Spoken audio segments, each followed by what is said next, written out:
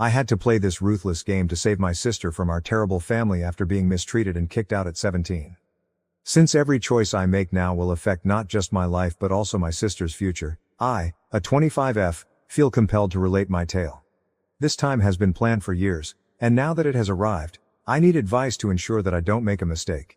Living in Pine Grove as a child was like being in a separate reality than what you see on television. It's the sort of area where children learn to count by counting the empty bottles of their parents, and ambulance sirens are your nightly lullaby. When my parents gave birth to me, they were hardly teenagers. Both parents had no business parenting a child, and mom was 16 and dad was 18. We lived in a dilapidated 2-room apartment in the Riverside complex, which ought to have been demolished decades ago. Because the walls were so thin, you could hear everything, including drug sales, domestic arguments, and the cries of infants at 3 in the morning. Due to unpaid expenses, we frequently lost heat over the winter. Early on, I discovered that it was best to sleep in layers, starting with my school clothes, followed by my weekend attire, and finally, any outerwear I could locate at the nearby donation center. Although the journey to school was an experience in and of itself, school was my haven. In order to tidy up any mess from the previous evening, I would get up at 5 in the morning. Sometimes it was vomit from mom's awful night, and other times it was broken glass from dad's most recent outburst. When permission sheets needed to be signed and both parents were unconscious, I had to learn how to precisely forge their signatures, which I did by the time I was 7 years old. My elementary school teachers made subtle attempts to assist. Every day, Mrs. Martinez would inadvertently pack an extra lunch. When my shirt got too soiled, the janitor, Mr. Wilson, would leave his closet open so I could get a fresh one. Miss Brady always managed to have socks in my size in her lost and found cabinet.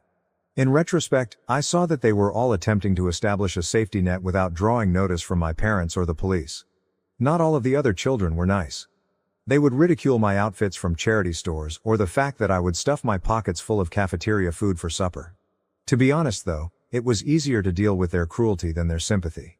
I could at least defend myself with contempt. Sympathy only made me feel powerless. When I reached 15, everything changed. I was able to secure employment at our neighborhood grocery store, Wilson's Market. I met Mrs. Thompson, the store manager there, and she would end up being my lifeline to another world. A middle-aged woman with salt and pepper hair and cardigans adorned with cat pins, she didn't look particularly noteworthy. I couldn't see it in myself, but she saw something in me.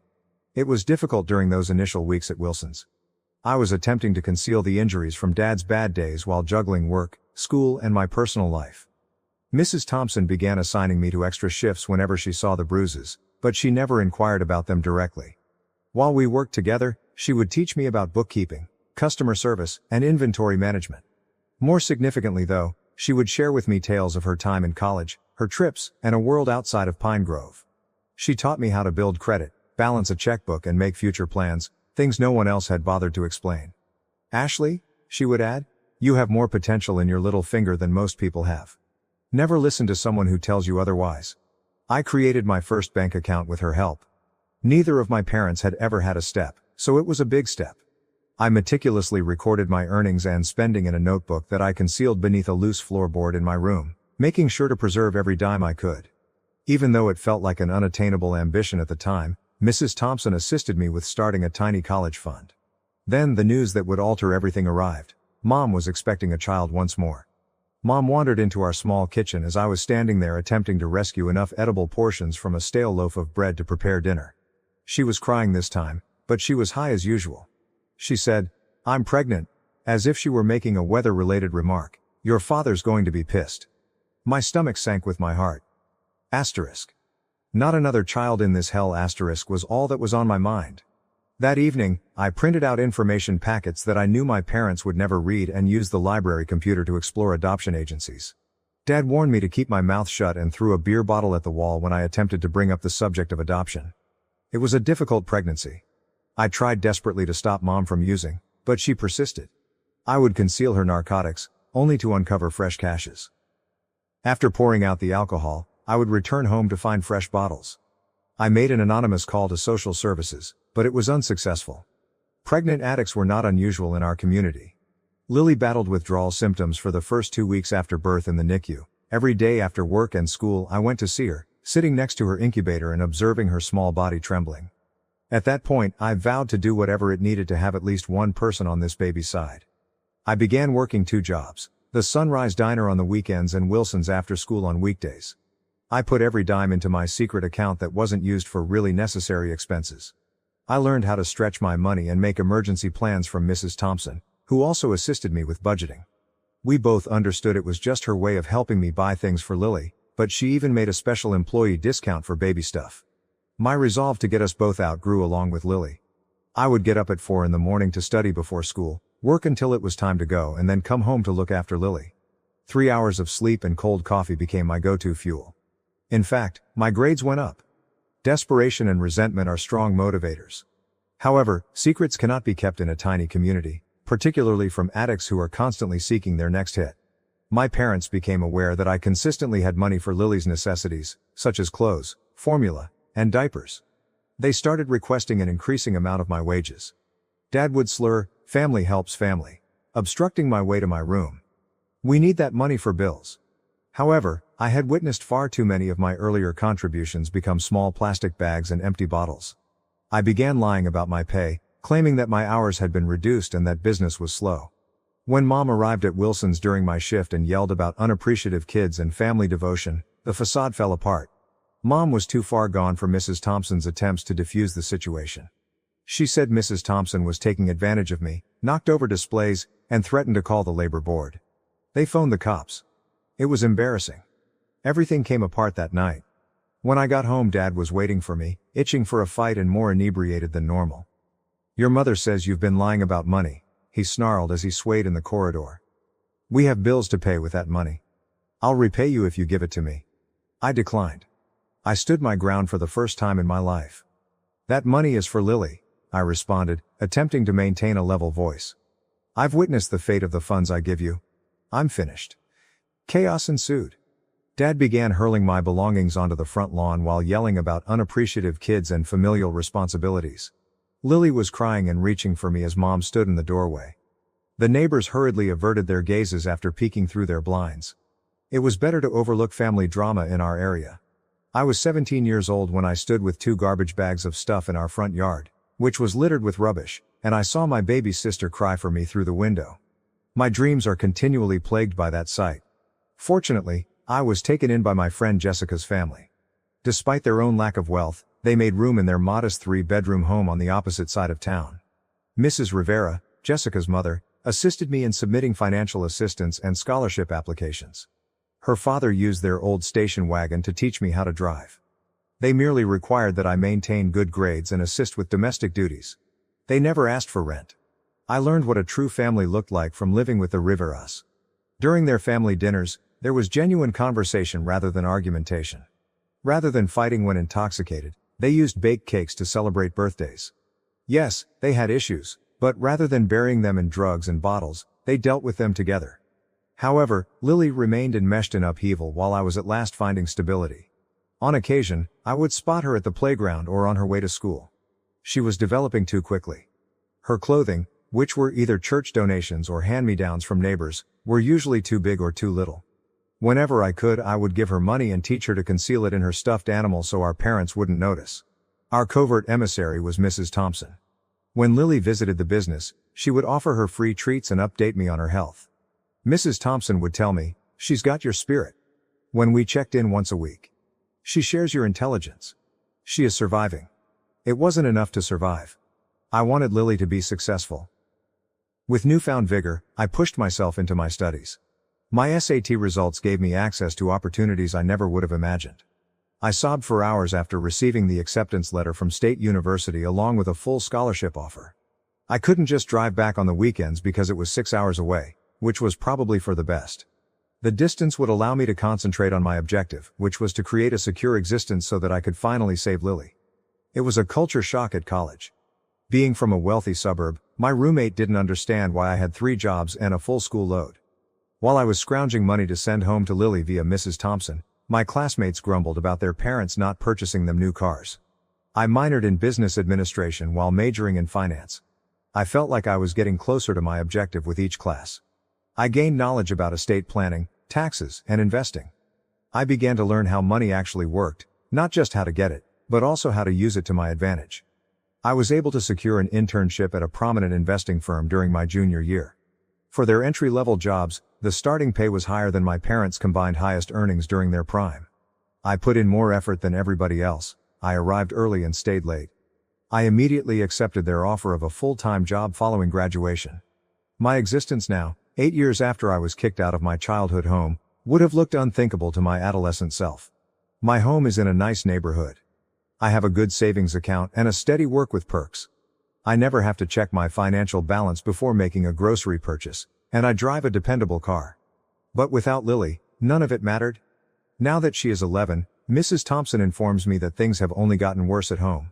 Mom switched from medications to more difficult substances. Due to DUIs, Dad has been in and out of jail. In only the last year, they had been evicted 3 times. No one has bothered to report them, which is the only reason they haven't lost custody. That will soon change. I've been recording everything for years, including every instance of intoxication, missing school days, and instances where they used their rent money to buy narcotics. Mrs. Thompson has documented instances of neglect that she has seen. Jessica's mother has kept track of the occasions when Lily has arrived at their home underdressed or famished. I've spoken with family law specialists. I'm ready, even though I know the process will be messy. Now that I have the means, I can battle for custody and provide Lily with the security she needs. However, I want to approach this intelligently. I therefore require guidance. I intend to show them my accomplishment by inviting them to my home. My parents are people I know. They react exclusively to manipulation and money. They will want a portion of what I have once they see it. I'm relying on their avarice. I can already envision how it will transpire. Like they attempted to embezzle my teenage earnings, they will attempt to move in and take advantage of my success. However, I will be establishing the conditions this time. When they won't go, I'll give them a choice. Either help with Lily's voluntary custody transfer, or I'll throw all I've got at CPS and the courts. I want to know if anyone has done something similar effectively. It may sound calculating, but I've studied the most skilled manipulators. To save my sister, I must play their game, but I want to do it well. This is the culmination of my entire existence. This was the reason for every extra shift, late-night study session, every dollar saved. I will never let Lily down again. I'll provide updates as events unfold. Update 1, I appreciate all of your help and guidance. Even though I took action today, I'm still analyzing what transpired. My former neighborhood was my first stop. It seemed unreal to traverse those well-known cracked sidewalks. It was like viewing a film of my former existence. Children were still using deflated basketballs to play on the street. Mothers were still shouting from paint-peeled windows. It was the same ice cream truck that was traveling about with its broken music. At Wilson's Market, training a teenage girl who looked so much like me at her age, Mrs. Thompson was right where I expected her to be. Even though she has arthritis and is in her 60s, she still wears those cat pins and stands erect. Everything I had practiced crumbled when our gazes locked across the store. "Look who finally learned to use a comb," she replied, using an old joke to diffuse the situation. She kept an extra hairbrush in her office for my more hectic mornings when I was 15.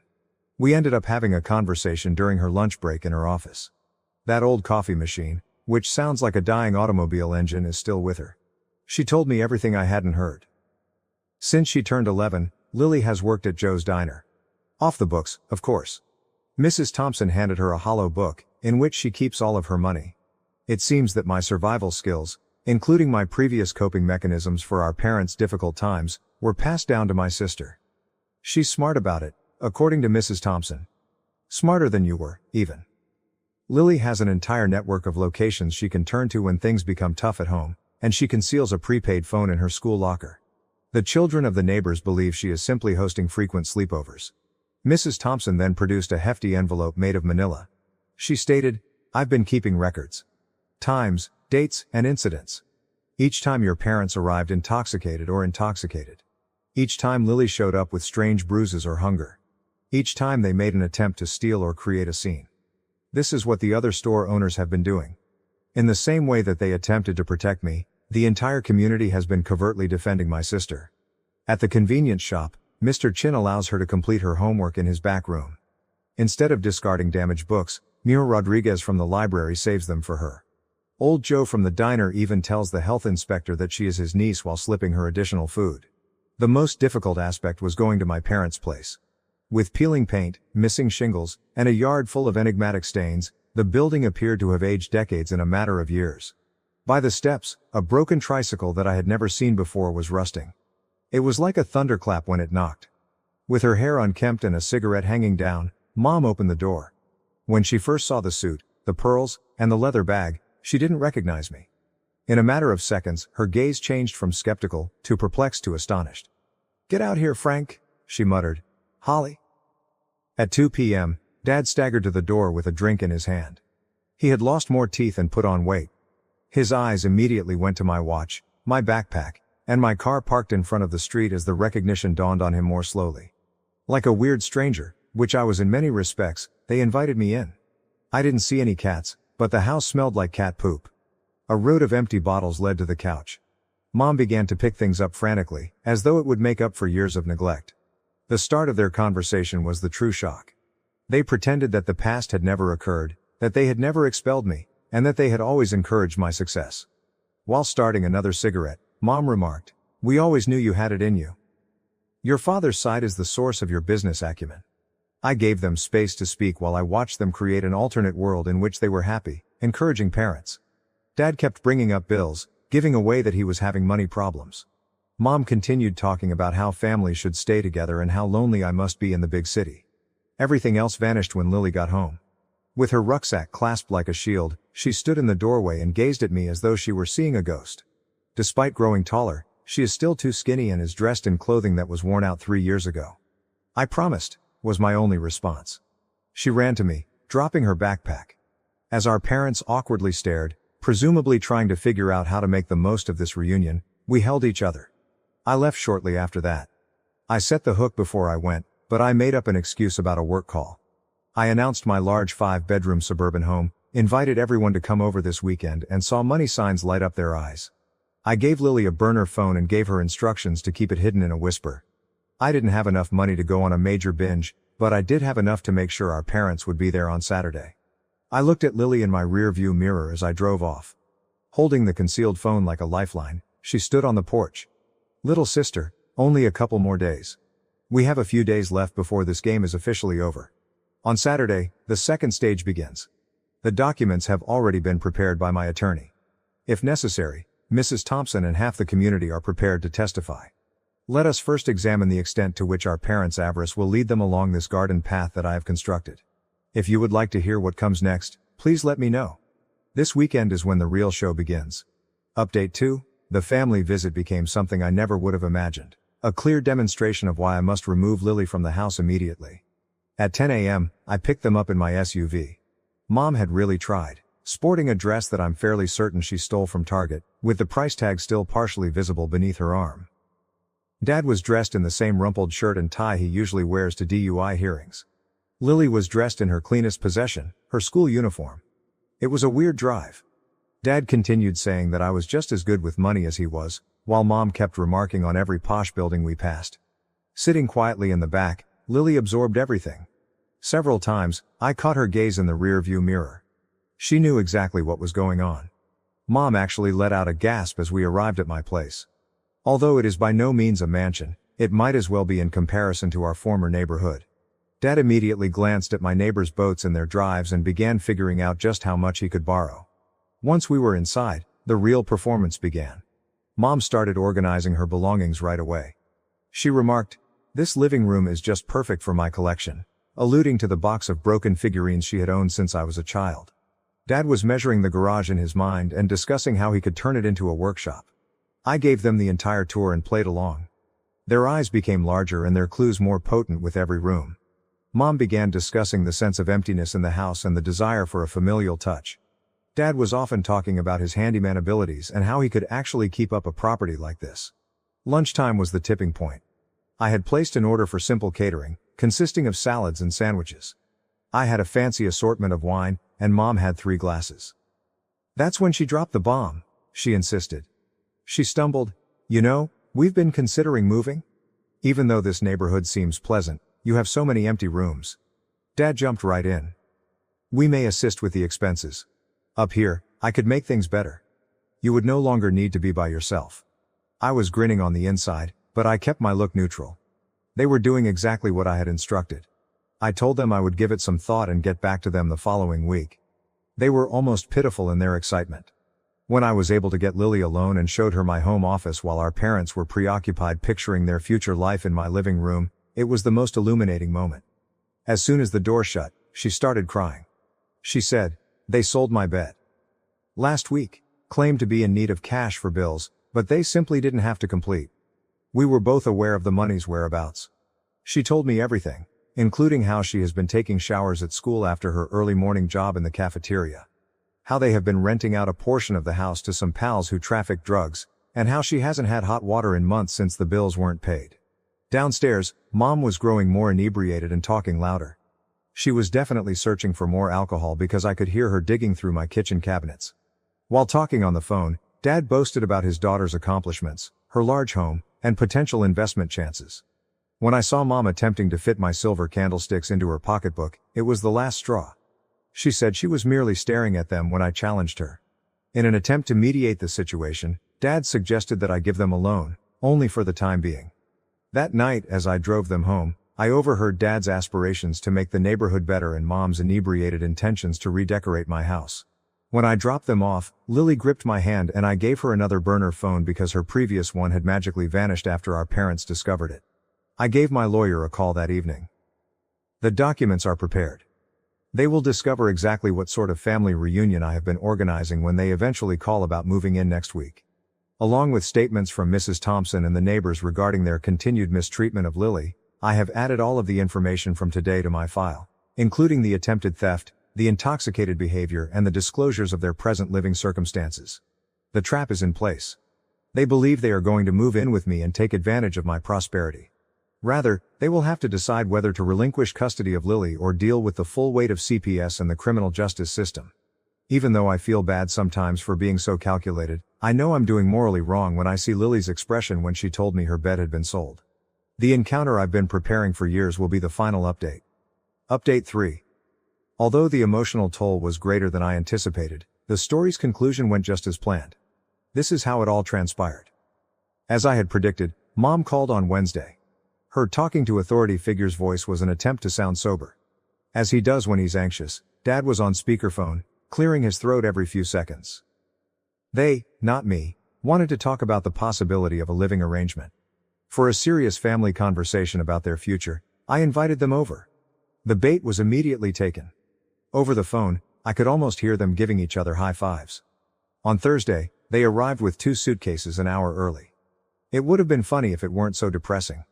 They were unaware that a CPS caseworker and my attorney were waiting in my home office. The manila files on my dining room table should have been the first clue that something wasn't right. As Dad began his rehearsed speech on family togetherness and supporting one another, Mom gave them an anxious look. I allowed them to speak for precisely 7 minutes, during which they made empty-veiled attempts to gain entry into my house and made vows to clean up, obtain jobs, and be better parents. I opened the first folder after that. "Let's discuss the drug deals that took place in your living room last month," I remarked, referring to witness accounts and police files. "Or perhaps the 3 months of utilities that were not paid. Or should we talk about Lily's unexplained disappearance of school supplies?" It was almost funny how quickly their faces altered. Mom's phony smile broke. Dad's self-assured stance faltered. The proof of neglect, neighbor statements, school reports, strange injury records, Mrs. Thompson's comprehensive logs of their public intoxication, and testimonials from half the community regarding their continued drug use were all laid out by me. I pushed another folder forward and stated, "This is what's going to happen. These documents pertain to a custody transfer. All of this remains between us if you sign them, refuse, and the DA's office and CPS receive everything in these folders." Mom used her typical strategies, sobbing, begging, and saying they could change. Dad tried to make me feel bad about being loyal to the family. They turned to threats when that failed. Dad hissed, "You can't prove anything. Nobody will believe you." At that point I used my trump card. Using my laptop, I saw video records from the previous few months, including images from the security cameras of my neighbor's drug sales, fights while intoxicated, and neglect of Lily. Quietly, I murmured, "The DA will believe this. So will the judge." The ensuing hush was deafening. 3 hours were spent negotiating, threatening, crying, and ultimately resigning. The documents were signed by them. They were immediately notarized by my lawyer. I said, "Get out," after it was finished. "If you ever try to contact Lily without her consent, everything in these folders goes public." They didn't even ask to bid her farewell before leaving. They were attempting to bargain one last helping hand when they spoke about money. I refused to comply with their requests. That night, Lily moved in. Everything she owned had been stolen or sold, leaving her with just one backpack. She sobbed as she stood in her new room, which was her first actual bedroom since she was a toddler. Whispering, "Is it really over?" "Yes," I said, "it's really over." We went shopping for her first actual bed the following day. Everything was hers to choose, including the comforter, pillows and bedding. No more sharing a mattress on the floor with mom's friends or sleeping on a shabby couch. Mrs. Thompson joined us in celebrating this past weekend. She brought Lily's hollow book, which she had been using for years to conceal her money. We totaled her money, which came to $847.23. I assisted her in opening her first bank account and matched it dollar for dollar. Lily and I went to register for her new school yesterday. When the principal looked over her files, he was immediately astounded. Like her sister, Mrs. Thompson would say, in spite of everything, our parents haven't made an effort to get in touch. Several times, their friends have contacted, most likely in search of their next score. All of their numbers were blocked. This time, the house feels better, fuller. Lily was watching TV in her room last night when I heard her laughing. Genuine laughter, not the apprehensive type we were taught to diffuse stressful circumstances. She asked if she could have a friend over this morning. I was moved to tears by such a simple plea. It's her first time hosting a friend, never invited them to a safe house.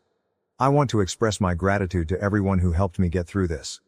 When I doubted myself, your advice kept me strong. To anyone in a similar circumstance, keep track of everything, make your case, exercise patience, and above all, never give up.